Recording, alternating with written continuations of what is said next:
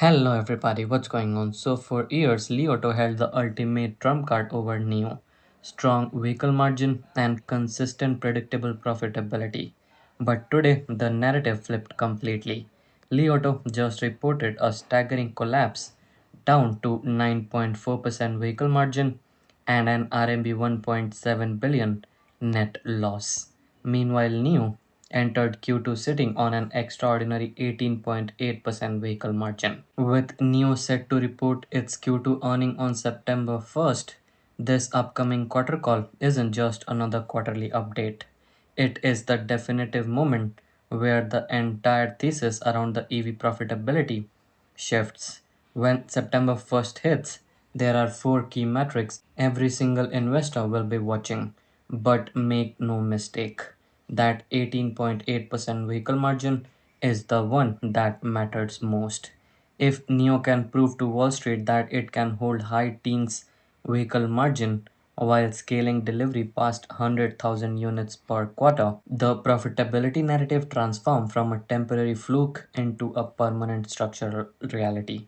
To understand why this margin gap is so revolutionary, you have to look at how we got here. Historically, the bear case against NIO was always its heavy capital spending. Bear pointed to their massive battery swapping network, vertically integrated tech stack, multi-brand strategy, and high manufacturing overhead. Li Auto, by comparison, focused on extended range vehicles with lower battery cost, capturing early profitability, while NIO took the heat for burning cash. Now look at both companies stand entering Q2. Li Auto margin have squeezed down to 9.4% under fierce industry price war and scaling pressure. NIO, on the other hand, expanded its gross margin up to 19%, powered by an 18.8% vehicle margin in Q1. This is nearly double Li Auto's current efficiency. So, how did NIO execute this turnaround? The answer lies in vehicle mix and scale. High margin flagship models like the ES8, which price well above RMB 400,000, drove over half of NIO's early margin expansion. Then came the launch of the flagship ES9 model, which added massive momentum to their top tier product lineup.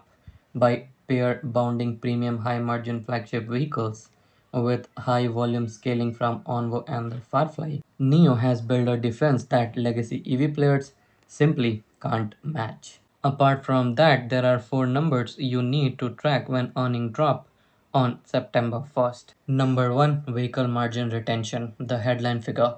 Can NIO sustain margins in the 17 to 18% plus range? Management has guided for full year vehicle margin in this high teens band. If NIO posts a high teen vehicle margin for second quarter despite rising raw material and chip supply chain cost, it demonstrates pricing power that competitors lack. Number 2, delivery scale and run rate.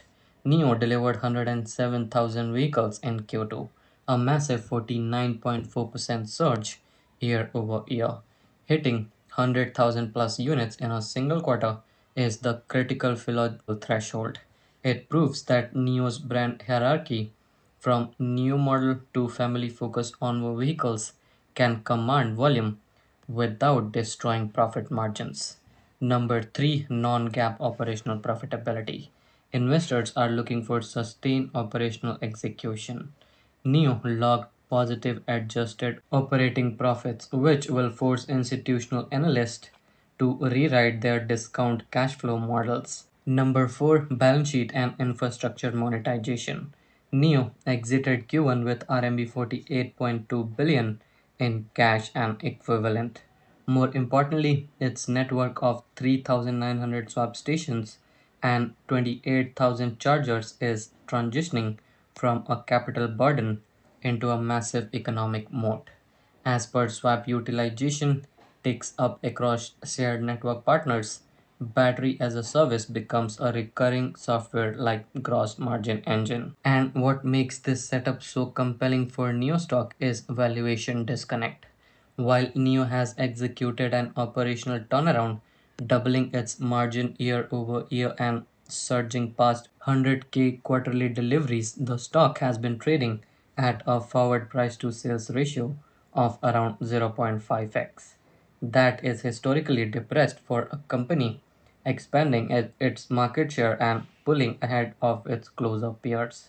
The market is still pricing Nio like a cash burning startup for 3 years ago. It hasn't fully priced in the reality of an 18.8% vehicle margin company scaling past 100,000 deliveries a quarter. And in the end, I would say that the script have flipped. The competitive dynamics has inverted. On September 1st, NIO has the chance to show the market that its profitability is structural, sustainable, and ready to re-rate the stock significantly higher. So prepare now. With that said, thank you so much for being here. See you next one.